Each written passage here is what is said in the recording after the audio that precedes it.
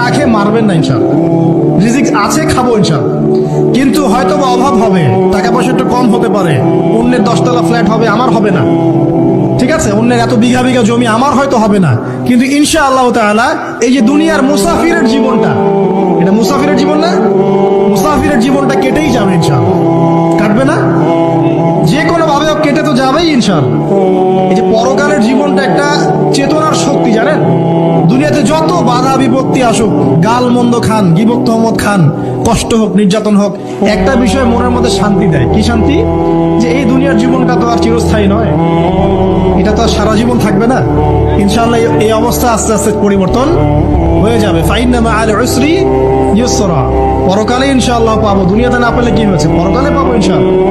যুবক ভাই, এসব জেনা ছেড়ে দেন, আল্লাহ রাব্বুল আলামিন আপনার জন্য হুর রেখেছেন জান্নাত, ইনশাআল্লাহ পাবেন ইনশাআল্লাহ।